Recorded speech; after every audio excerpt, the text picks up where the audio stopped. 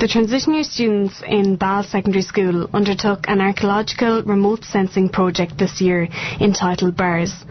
The students sought to promote the use of remote sensing techniques by engaging with students, community groups and with specialists in various aspects of heritage, exploration, management and presentation.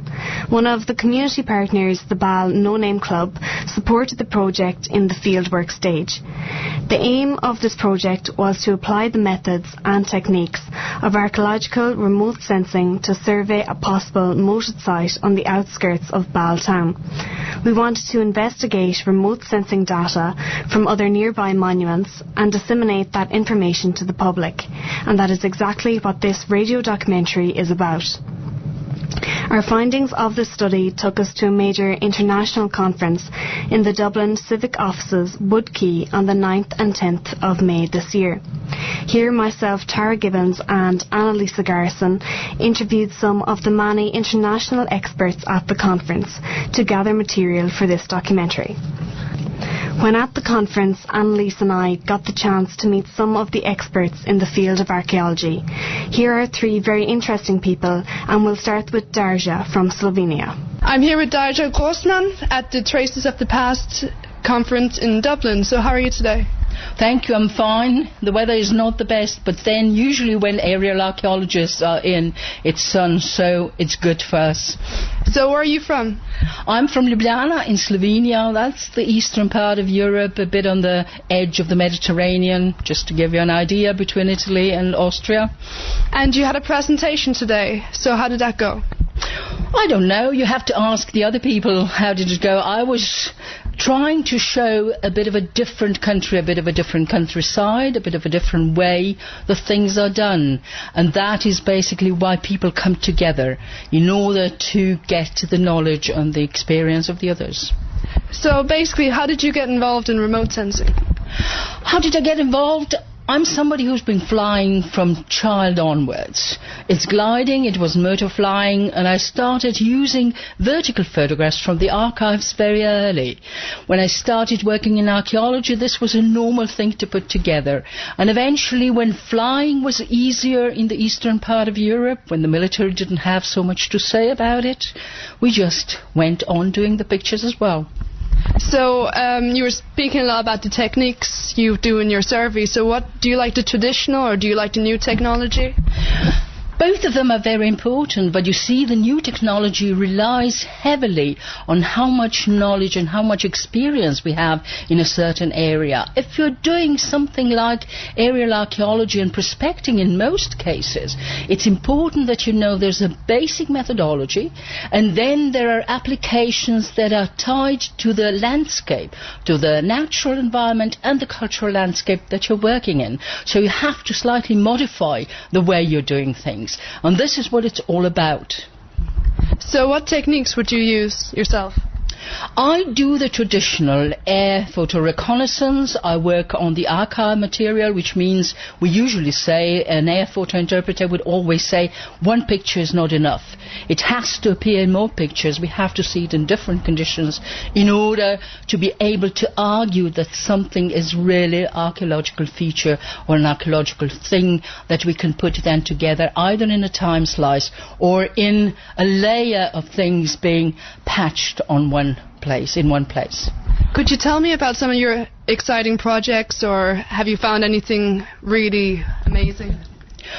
Oh, you know, when you're flying, you always find something amazing. It's like thing you see an oval-shaped thing and you try thinking, oh, it might be an amphitheater or something like that.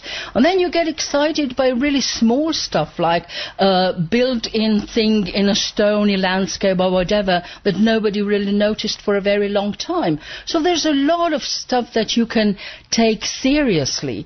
The thing is that all of them together, the ones that really excite you and the ones that are really boring, and that is usually a lot of work behind it, put together the possibility to speak about the landscape, to study landscapes, to explain it, to give it a story. So do you think you need any particular skills to go out into the field, or could you just throw anybody in a field and you'll get results, or how does that work? It usually works in a way that you have to know your basic environment where you are, which means you start first in the area that you really know. Second, you have to be able to survive in a small aeroplane. It's loud, it's cramping, you have all of the things flying around, you have to look through the camera, you have to look down the ground, you have to talk to the pilot. It's a lot of stuff at once, but then you get to your pictures, and this is where the real works start. And that is another set of knowledge that first needs a theoretical basis, and then the skills. So we're at the conference here in Dublin today, which is a long way from where you're from. So is it important to go and travel and talk to all these people and have these conferences? Yes, it is.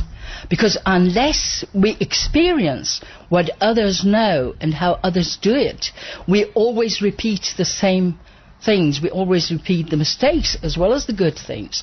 So the more we have an exchange in knowledge and in experience, the better we can work together. And then, on the other hand, today everything is a teamwork. Archaeologist never works alone, let alone in a dig, but of course in the air as well. So if somebody's talking about technology that's been developed, he'll probably have 2 or 3 countries' people involved in it, because they were just putting the things together into one package. What's your favourite part? Do you like flying about, or do you like looking at the images on a computer? I like the prints, which is not images on the computer, the old-fashioned 2 pictures that you can use with a stereoscope, and your mind is making the 3D or reconstructing the 3D model. I do like flying because I do it even in my spare time. Not with a camera. My mind may map things that I see, but it's not really conscious. I'm enjoying flying, and I'm enjoying working in the air as well. It's all about archaeology. I think even though it is a particular way of doing things, doing archaeology is what I'm obsessed about. Well, do you think that people my age should be introduced to archaeology in a different way? Like, we're doing a project in Ball, and we're out in the field and we're doing all these things. Do you think that should be introduced more schools? Absolutely, because you see, your local history is put together from so many things, and one of them is the archaeological perspective. We're looking at something that is connected to the men living in a landscape, changing it, living in a social way with other people. But the historian reads the mind, reads what somebody has written about it. We look at the waste that is there. An ethnologist is going to listen to the story, to the myths. So there are more different optics that you can put together. The earliest possible moment that can be chosen in a child's life is early enough to start. It just depends on what level do you want to do it. It can be a play, it can be a serious project once you're 10 or 15 years old.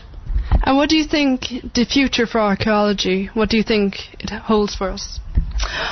We're making so much waste. We're polluting the environment in a way that will always leave something behind. It may not be beautiful buildings, it may not be fantastic stories, but there's always be material remains from us.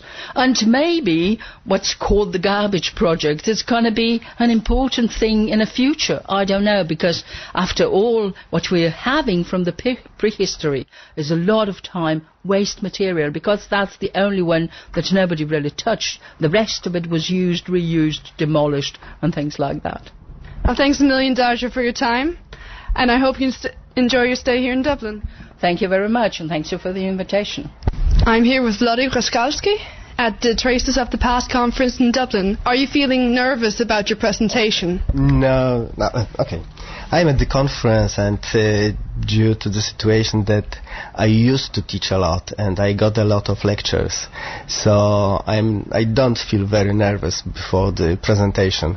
But you always have to be aware about the audience. So what I'm not very sure when prepare the presentation is what the audience is expecting from me. So how did you get involved in the remote sensing project? Oh, it is a long story. It is a very long story, I would say. When I started to prepare my PhD thesis, I wanted to find out methods which might overcome the traditional archaeology can offer. And then I started to think about aerial archaeology, which was understood then as a remote sensing method. And what techniques would you use for this? It is just flying and taking aerial photographs and the long process of interpretation, mapping and interpretation of aerial photographs. And could you tell me about a bit of your work? Have you had any exciting results or anything? Oh yes. From the very beginning I got very poor results, I would say. It was mostly because of lack of knowledge and lack of skills. But after my international contacts with talking to other people, more experienced people, I started to have better and better results. And one of the best, probably the discovery of my life, it was the taking photographs of medieval town visible as a crop mark. So at this moment it is just a field, and through the aerial photograph we can identify the layout of the medieval town. So do you think it has there are benefits of this exhibition and conference? I think that the biggest benefits of this conference and the exhibition here is just to teach people that archaeology is not just about digging. Archaeology can develop the new methods and we can study the past without digging. And what would the benefits be of introducing the remote sensing to secondary school kids? I would say more or less the same, that young generation people can understand archaeology in different way. The old generation might be very difficult to persuade them that archaeology is not just digging. And new generation which is much more involved in applying new technologies in their everyday life, they can easily get in this remote sensing methods. And did you ever have similar opportunities back in when you went to school with involving archaeology? No. It was nothing like that. When I was a student in the primary school or secondary school, archaeology was even not mentioned. So archaeology is something completely new, let's say, for me when I started to study archaeology. And have you always had an interest in archaeology in that? No, I don't think so. It was just coming slowly. First, thanks to teachers I was very much interested in studying history, let's say studying past.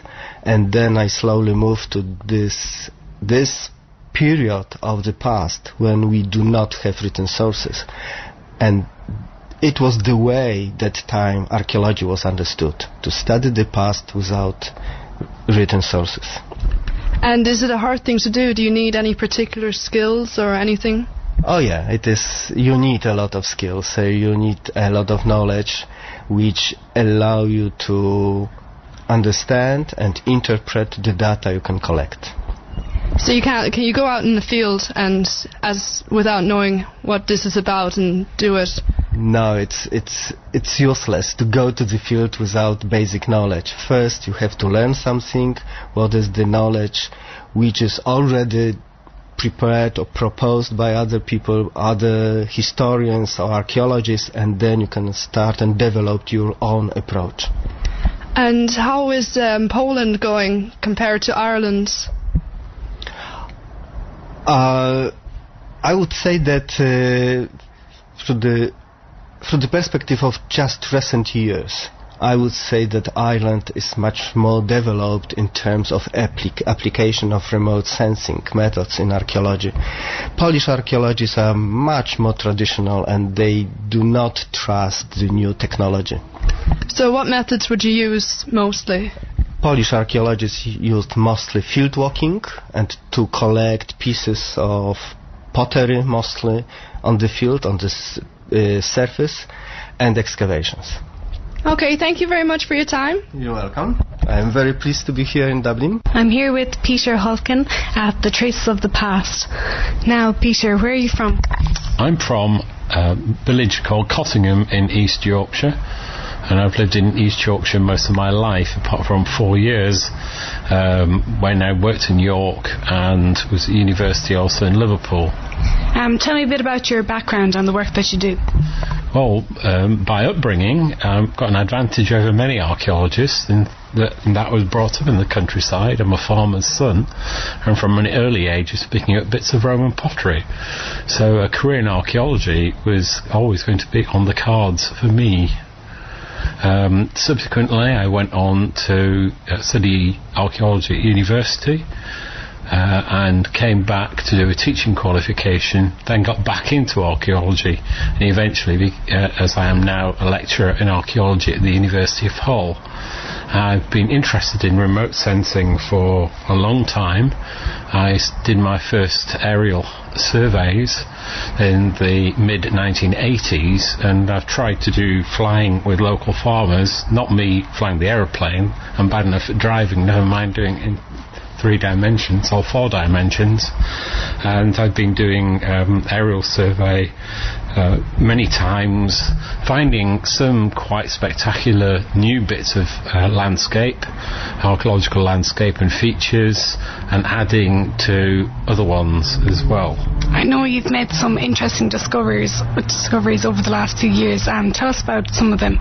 Well, in terms of archaeological discoveries, my most important claim to fame, I suppose, was the discovery in 1984 of a prehistoric logboat which dated from the Iron Age. It was made from a tree that was chopped down between 321 and 277 BC. It's about 12.5 metres long. It's in Hull Museum now, but it dated from the Iron Age and is contemporary with chariot burials, which are also featured in East Yorkshire. Haven't found one of those yet. And also a very major ironworking industry. So you were behind the project that discovered this? Yes, I led the project, and it all grew really from my background on the same farm that I was brought up on. What do you think are the benefits of the exhibition today? It's a brilliant exhibition, popularising archaeology. The best custodians of archaeological sites are the general public, whether it be people living in wonderful towns like here in Dublin, which is so rich in archaeology of all periods, or out in the countryside. If people aren't aware of their landscape heritage, it will not be protected, and people will not see the point in having it. So exhibitions like this are fantastic, and conferences like this provide an avenue for scholars from all over Europe to communicate their ideas. And one of the major aims of this particular conference, which I'll be talking about tomorrow, is how to engage the community in archaeology. Yes, you've heard about our project that we did in Ball, and I know you were really interested in archaeology from a young age. Yeah. And do you think archaeology being promoted in schools is a good idea? I think it's an excellent idea, but I would say that, wouldn't I? Because one of my former jobs was as the education officer for the Council for British Archaeology, and I wish that the curriculum in England especially was not as restricted as it's going to be, and would allow pupils to take more part in doing archaeology. When I was a school teacher, I had pupils out field walking, and at Sixth Form College they were doing geophysics, and I see no problem with getting people actually doing major discoveries at a young age. After all, I would argue that archaeology is probably one of the only subjects in which a person can make a discovery that might change our knowledge of history. So you teach archaeology and you do lecture in the subject? Yes. Part of the lecturer's job is obviously teaching undergraduate and postgraduate students. Of course, the other half of the job is doing archaeological research. I think it's interesting that you're promoting so much educating as towards archaeology, especially in schools. I finally got to meet someone that is just like ourselves and Kevin Barton, who has helped us so much in Ball. Yeah, thank you. I think it's a very, very important job. We need, although there are jobs in archaeology, certainly in England, being reduced drastically due to government spending cuts, that doesn't mean that we shouldn't be spreading the word about the importance of our heritage. And I hope that your generation, even though you may not all get jobs in archaeology, will be able to look after it for future generations. Well, it's been really interesting to talk to you, and thanks a million, Peter.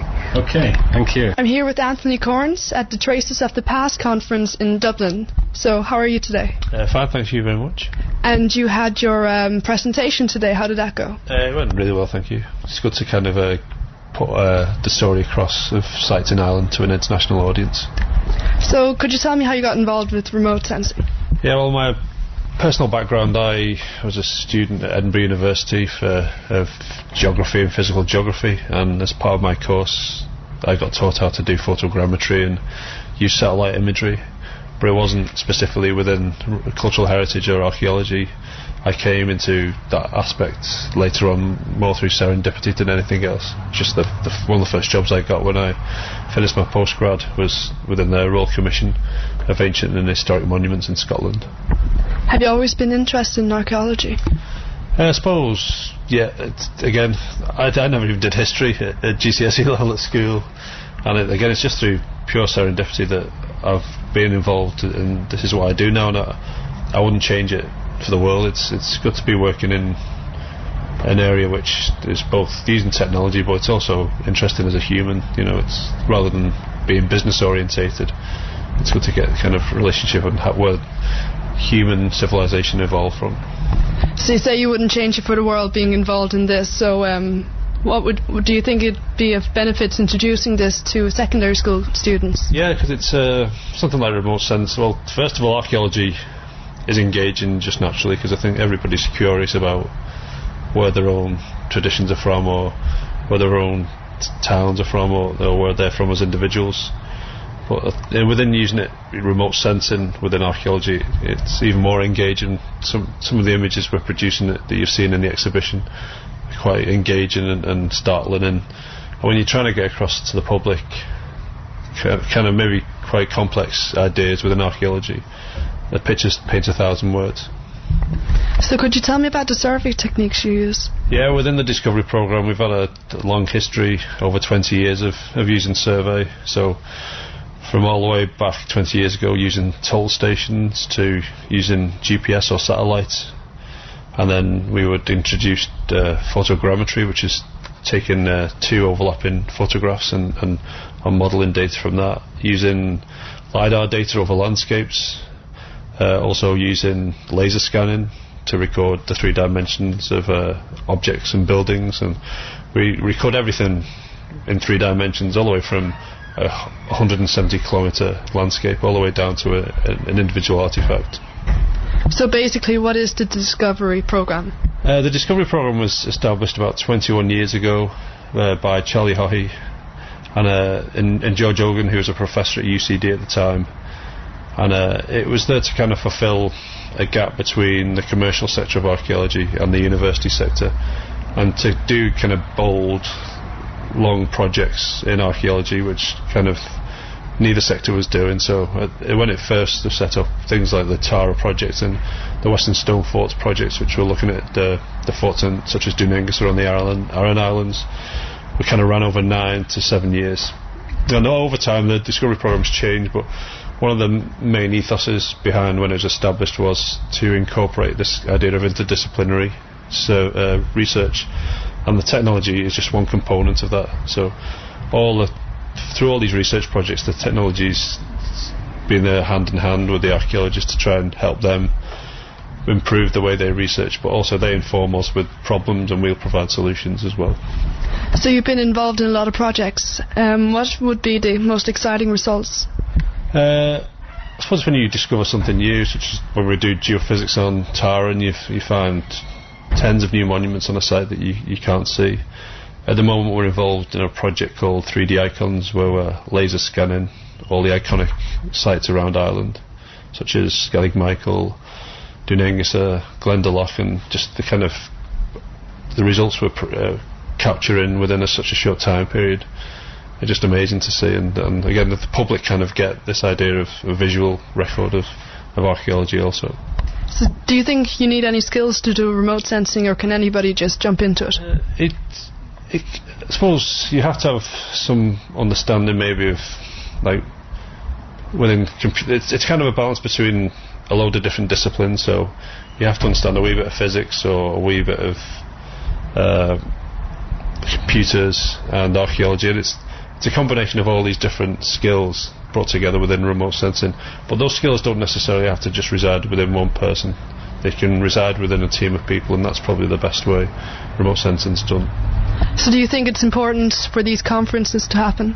Yeah, it's good to, first of all, to introduce people to the idea of remote sensing and the benefits for both how you manage and plan the landscape, how you find new sites, or as we're discussing tomorrow, how you get the community involved with remote sensing, such as yourselves in the school. So you need this kind of space to talk and discuss your ideas. Okay, that was Anthony Corns. Thank you very much for your time. Thank you very much. I'm here with Lise Hallis Olsen from Denmark at the Traces of the Past conference in Dublin. Hej, hvordan går det? Det går fint. Det er herligt her i Dublin. Yeah, she's saying that it's brilliant here in Dublin. She's off from Denmark to Dublin. And why are you here? I'm here to be on the conference and to see the exhibition. It was mostly because of the exhibition, because we want to get the exhibition to Denmark. So I think I must see what it was like before saying that we would like to have the exhibition to Denmark. I think it is quite brilliant. So where did your interest in archaeology come from? Have you always been interested in archaeology? Yeah, nearly always. I think it was my grandmother and my mother. They were bringing me out in the fields to look after small stones when I was a child, and they had some small booklets on archaeology, I think it was, and also had some other family who went out in the landscape and came back with axes, stone axes and something. I said, wow, I must find something like that. And do you think these conferences are important to have? Do you think there are any benefits from them? Yes, I really think this is so funny what the possibilities are today. Just from the years when I was a student and until now, so many things has happened with all those new techniques. You have so big possibilities to find out what traces, what features are in the landscape, and where they did live in older times, and there's so many new perspectives in it. You have the much better understanding of the landscape now than you had earlier days.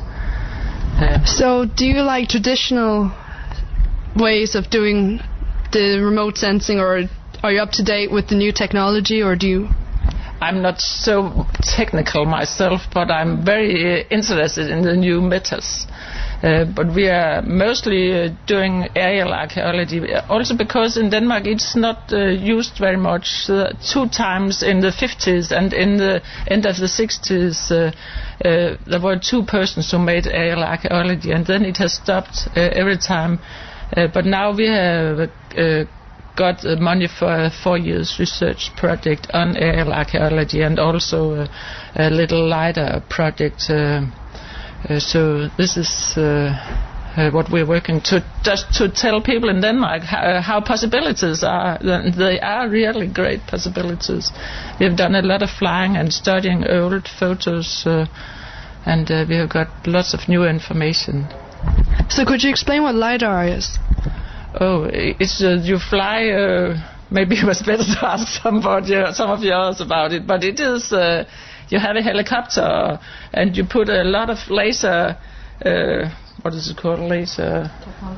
No, beams, yes, down on the earth, and then you measure the return signal, and in that way you have some methods, so you can find out how the differences in the surface is. It is a very primitive way, I think, to tell it. Ask some of the more clever guys about it. So could you tell me what your job in this is? What do you do every day?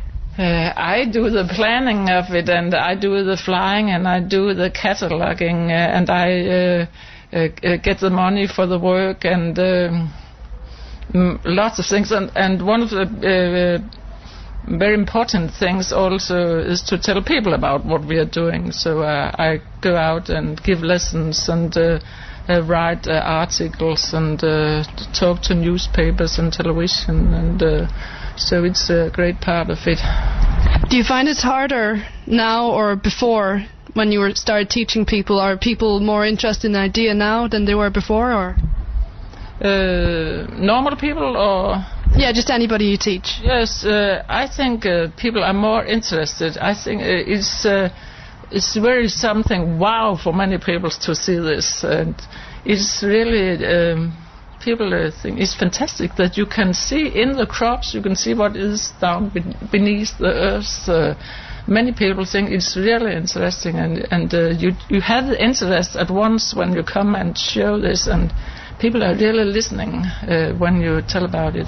It's much more interesting for people than just to tell about an excavation, which I normally used to do. Yeah, people get used to the 3D now, and it's not 2D anymore. No, yes, exactly. So thanks very much for your time. Tak skal du have. Selv tak. Det var hyggeligt. Okay, so that was Liz Halles Olsen from Denmark. Of course, this project would not have been possible without the funding and support of certain people. John Wells was one such man who sent us a kite and camera from Scotland to allow us to take aerial photographs of the site in Ball. Next, I met with Ian Doyle from the Heritage Council of Ireland, whose funding made our project in Ball possible. I'm here with Ian Doyle, archaeologist and head of conservation at the Heritage Council. Hello, Ian. Hi, how are you? It's great to be here.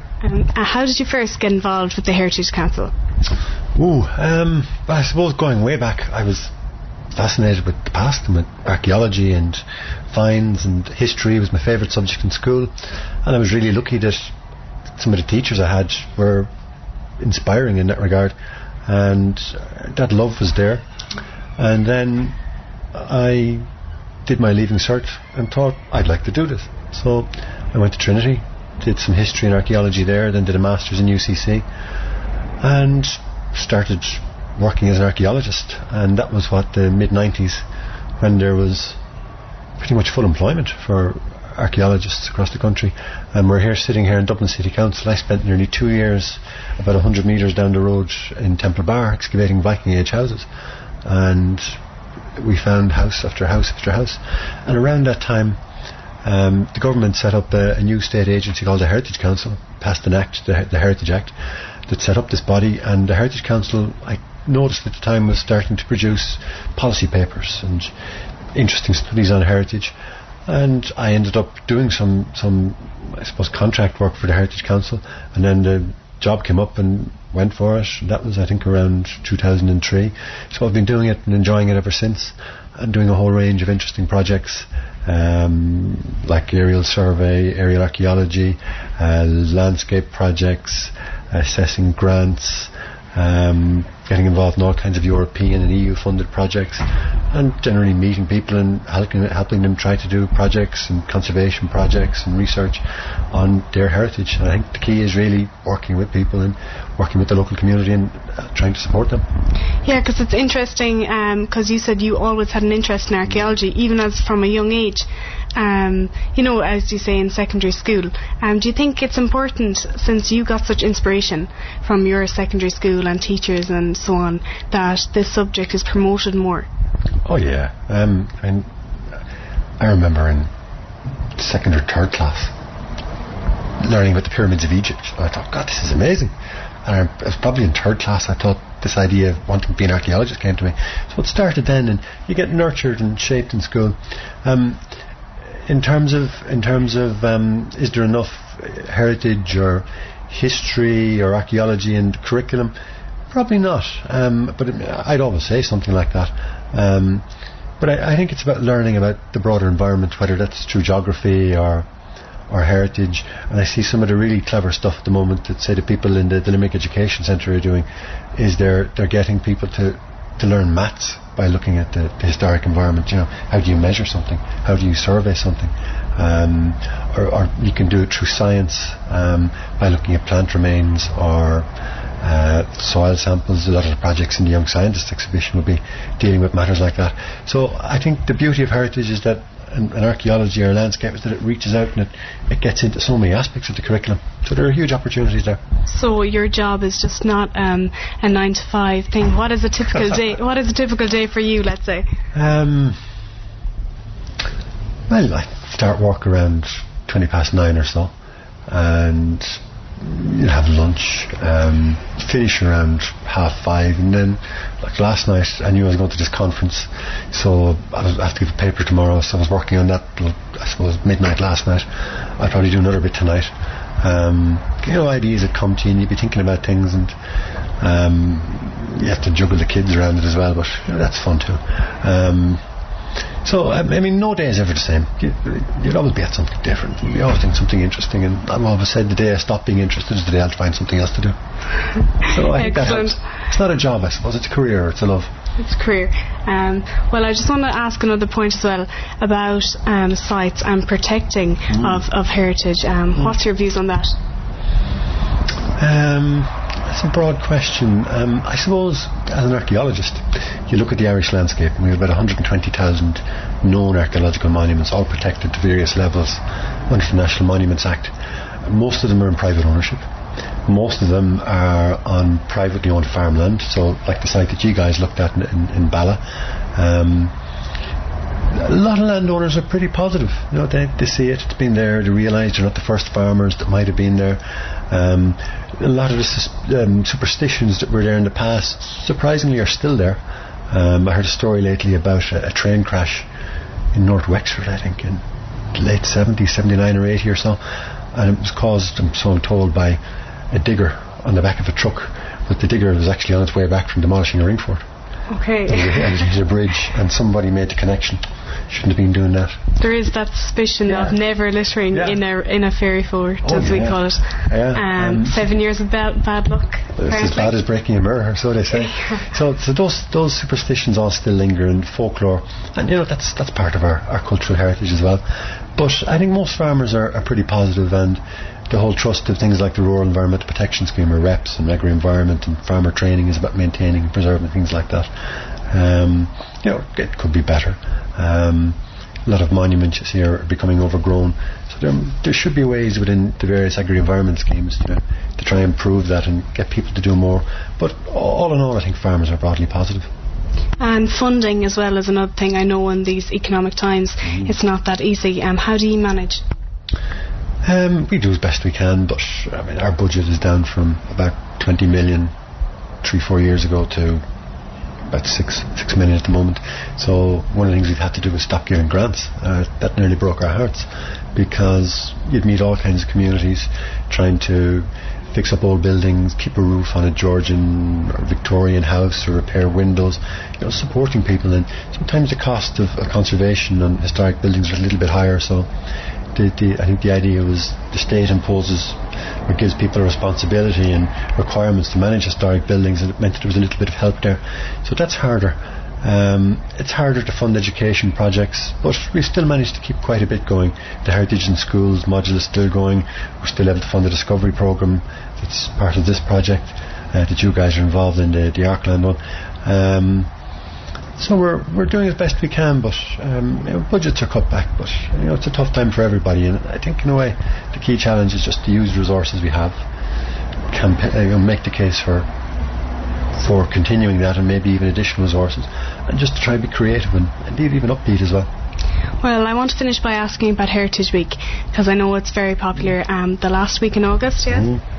Yeah, it's been going from strength to strength in the last couple of years. All kinds of community groups and local societies lay on all kinds of projects, from visits to museums, to monuments, to folklore, to storytelling, all kinds of stuff for kids. This year is part of the gathering. The numbers keep going up, and so do the numbers of events. And sometimes you think that, maybe when the boom ended, people started looking around for stuff that was either free, most of the events are, or they started looking around for stuff that was about our heritage or where we came from. So I think it struck a note with that. So, like you say, it's the end of summer, and it's brilliant. We use it as an opportunity to get out and meet people and meet local groups, and they'd always inspire you in terms of their energy and the kind of things that they do, and the appetite and the passion that they have. So it's brilliant. Well, get involved. Exactly. We sure will. And thanks a million, Ian Doyle, for talking to us today. Thanks, guys. Axel is the current project manager at Archaeolandscapes Europe. I'm here with Axel Posluschny, and we're here at the Traces of the Past conference in Dublin. So how are you today? Oh, I'm fine. I had a wonderful day at the first conference day with good presentations and good discussions as well. So why are you here at the conference? Sorry? Why are you here at the conference? I'm here for more than one reason. First reason is I'm the manager of the Archaeolandscapes project, which is the project that created this conference, and that is the background of the exhibition Traces to the Past as well. And secondly, I'm here simply because I like the topic and I'm interested in all kinds of remote sensing, especially bringing this to the public, not just for my archaeological colleagues. So we're not only preaching to the converted, we also want to reach people who do not have the knowledge that we already have as archaeologists. So how did you get into remote sensing? A bit by chance. When I was doing archaeology and moving more from a site-based archaeologist to a landscapes archaeologist, remote sensing was just simply coming in very easily, because that's the way you deal with large landscapes. You need methods to deal with large landscapes with large number of sites, and to find out more about a landscape in a broader range and a broader scale as well. So you're obviously a fan of remote sensing. Would you agree with the traditional ways, or do you like the futuristic computer graphics? I think there is the need to do all kind of methods. The traditional field walking, excavation as well, but also all kind of new methods. And if possible, wherever it is possible, that often is a matter of costs, you should combine all these methods as much as possible. And there's another thing that I think is very important, is to know that never ever an archaeologist as a human can be replaced by a computer, and that's good. I mean, I like my job and I want to be paid for my job to make a living, and I don't want me to be replaced by a computer. Would you be involved in flying, or? I've been flying just once, unfortunately. I really like it. It's a bit hardcore because it's not just like regular sitting in a jet flying from Dublin to Frankfurt. It's a small airplane which moves in the air and it ups and downs and bumps, and but it's very interesting, and you get a total new perspective of the landscape, which is also a very, very wonderful experience. Can you remember one of the most exciting moments you had? In landscape archaeology, or in archaeology in general? Oh, the most exciting might be those moments that are not related to what I'm doing every day, but are related to things that are really extraordinary. So seeing iconic places that I've had on my internal list of places to see, just to realize how wonderful and diverse all these kind of features all around the world are. So seeing places like Angkor in Cambodia, which is a medieval ruined city, was absolutely stunning. But also seeing a new landscape that I've never seen before, that I only heard about, and then really seeing it live and comparing your own ideas of how this landscape could look like from what you've been reading or seeing on pictures with the things that you then see live. That's always a very astonishing and very, very good moment for myself. So do you think anybody can be an archaeologist, or? To be honest, no. I wouldn't say there is a special need that you can define for someone to be an archaeologist, but I've met people while I was studying that most of us at the university were agreeing they don't have the feeling for it. It's nothing that has to do with a special skill maybe. It's just something like you have to have a feeling, and you have to be very passionate about it. You have to face the fact that you might end up as unemployed in the end after long years of studying. So this is a difficult thing, and still, even though we do a lot of things now on the computer in the office, it is still a lot of work outside, and that's not for everybody. So you've heard about our project, about our remote sensing thing in Ball. Do you agree that archaeology and remote sensing in these projects should be introduced in second level? Definitely. I really like the combination of teaching young people both the historical facts, the historical methods, as well as new technology, which has to do with physics as well, with mathematics as well, and that's so you can combine different levels of teaching and different aspects of teaching within one project. So that's why I really like this approach. Did you ever have this kind of a scheme when you went to school? Unfortunately, not. Archaeology was not really taught when I was a student at school. We had a bit of information about the Romans and the Greeks, and a little bit that there were some kinds of Celtic and Germanic tribes in Germany as well. There were Neanderthals. That was it, more or less. And then we started with what we now call history, beyond or after the archaeological periods. How would you compare the technology that Ireland uses to Germany? Are we further ahead, or is Germany doing something different? I wouldn't say we do it different. The main problem really when comparing it is that in Germany we do not have a single approach. We have federal states, of which Germany is made of. And that means we have, for each state, own approaches and own laws regarding culture, and that includes the cultural heritage and the archaeological heritage. So every state is doing its own way. As regards the treatment of LiDAR data for archaeology, I think the state of Baden-Württemberg is leading in Germany and would also be leading in Europe, because they have a total coverage of LiDAR data for the whole state available for the archaeologists.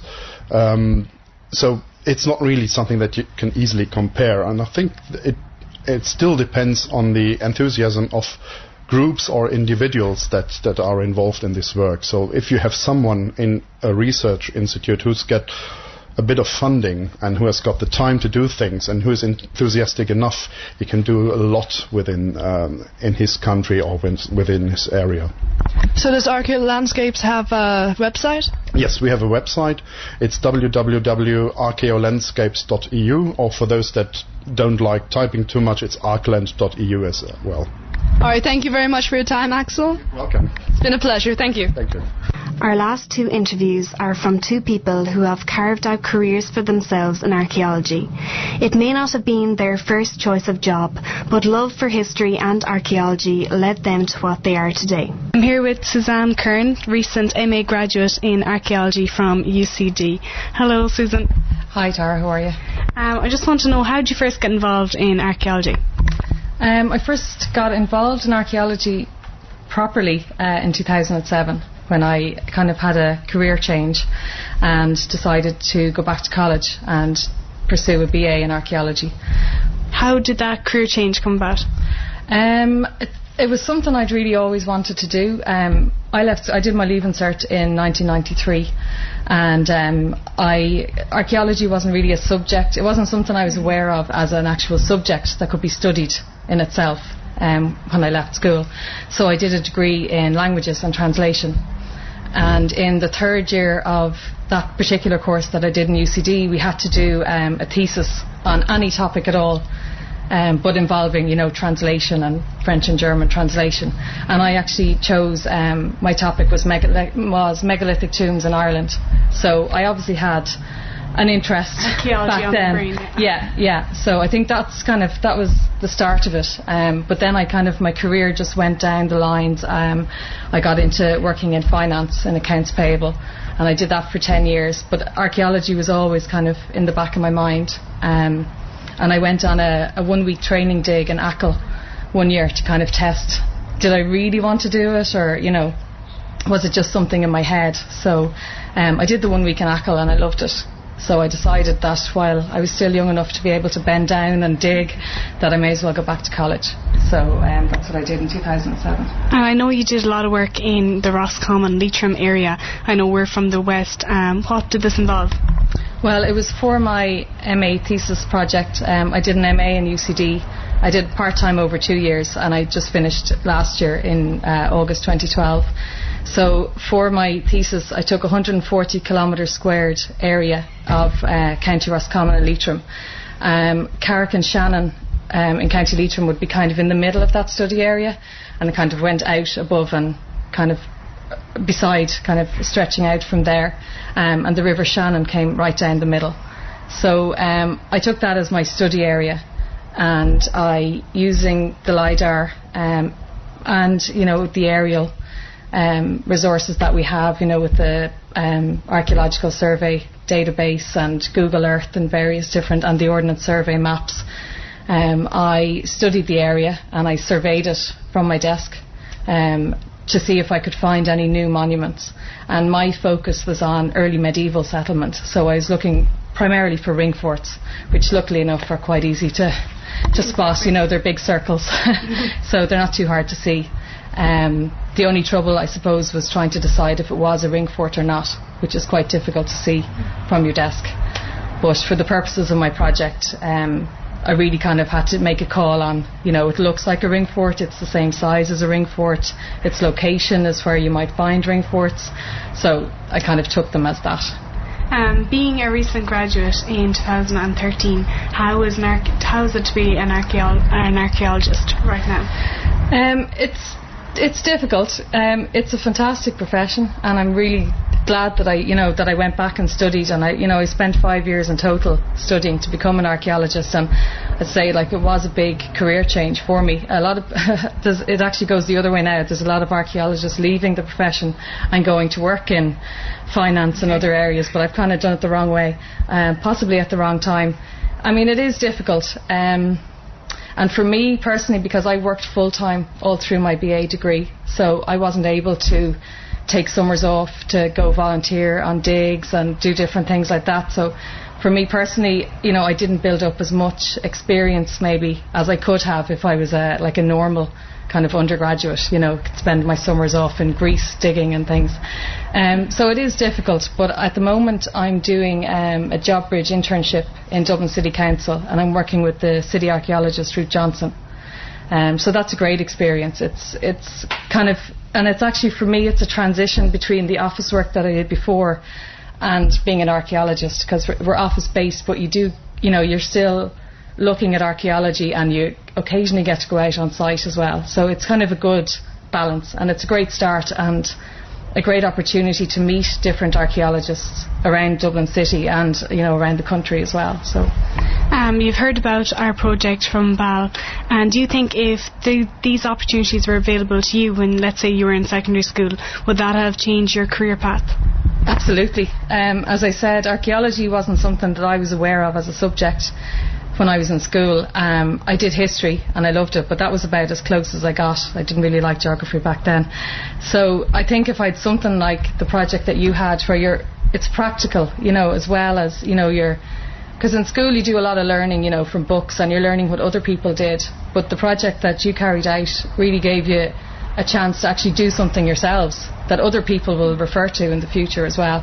And something like that would have been really exciting to do in school, and I think it would have really probably propelled me into the profession a bit earlier, maybe 20 years earlier, but yeah, definitely, absolutely. Well, I wish you all the best of luck in the future with your archaeology, and thanks a million, Susan. Thanks very much. I'm here with Dominic, Cronin, and I just want to ask you first, tell us a bit about your past.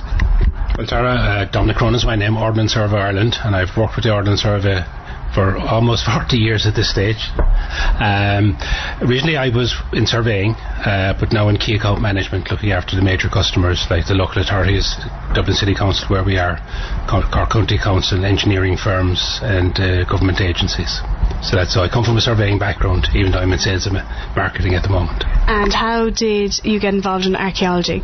Archaeology is an interest, but certainly I wouldn't consider myself competent or an expert in it, but archaeologists have been using Ordnance Survey mapping for years, and some of the newer technology and processes and data that we have actually is being put to great use by archaeologists, and in finding that out, that's why I'm here today. Could you tell me a little bit more about what entails and how you use your work in day-to-day? Day-to-day, Ordnance Survey is the national mapping agency. We have 2 planes dedicated to remote sensing data capture working out of Shannon. So one plane is for imagery, for photography, and one plane is for a technology called LiDAR. It's laser scanning. Instead of taking a photograph of the landscape, it sends down light pulses, and these light pulses pick up data every half metre or so. And what sort of skills are involved in this type of surveying? Basic surveying skills, but also laser scanning skills and remote sensing skills. So in order to make sense of a photograph, you need a thing called stereoscopic vision. Not everybody actually has it. I think there's about 1 in 5 don't actually have it. I don't have it myself, as it turns out. But it allows you to look at photographs in 3 dimensions. So you'd have an overlapping photograph of an area, and in that overlapped area, one eye is looking at one photograph and the other eye is looking at the other photograph, and then people with stereoscopic vision can actually see things in 3 dimensions. In order to draw an accurate map, and that's what we're talking about, anybody can draw a sketch and call it a map, and to a certain extent it is, but for a map to be dependable and usable, it needs to be accurate. So you can't just take a photograph from the air and draw squares where there's a house and an odd shape where there's a field and make it sort of correct. You actually have to be looking at it in 3 dimensions for it to be an accurate representation of what's on the ground and the features of what's on the ground. So you need stereoscopic vision to be a photogrammetrist. And how did your work bring you here to the conference today? Because we're the major suppliers of LiDAR data and imagery in the country, we felt it was important to be here to see what was going on in one of the major disciplines, i.e. archaeology, that's using remote sense data. And you've heard about our archaeology project in Ball, and what do you think are the benefits of young people getting involved in this type of surveying, remote sensing and archaeology at a young age? There's major benefits, because I think remote sensing is the fastest way of capturing data. It doesn't, and we'd always reiterate this, it does not replicate going out on the ground and having sort of ground knowledge of the landscape itself. Nothing beats actually being on the ground.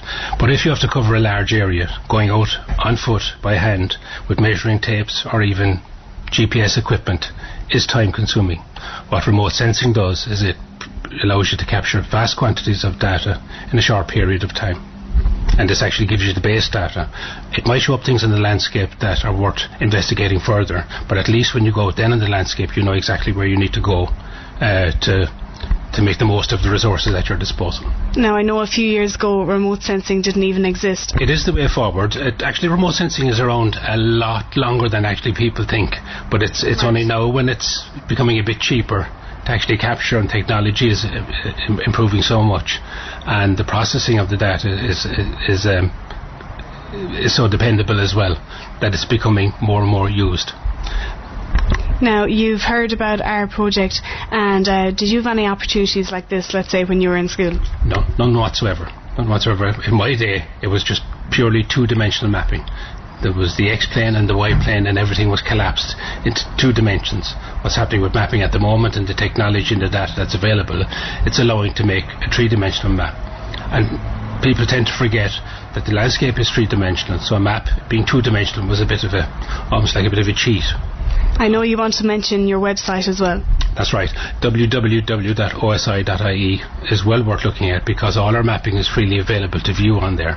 Not alone the current mapping and photography, but also the older 6-inch mapping from the 1840s and the old 25-inch mapping from the 1890s, 1900s is freely available from an archaeology point of view and a heritage and genealogy point of view. It's well worth looking at. I know, because we've looked at it in school and certain points, and it is well worth viewing for everyone. So thanks very much, Dominic, Cronin. Thank you. You're welcome, Tarna, and best of luck with the project. Thanks, Marion. And it's great to see it being used. Thank you. Our BARS project this year in Balla Secondary School has been a huge success, and this documentary is the final piece to sum up the work we've done. I'd like to thank the 26 members of our transition year, Kevin Barton for his time and energy and expertise, and finally to our TY coordinator, Miss Teresa Walsh, for helping us every step of the way.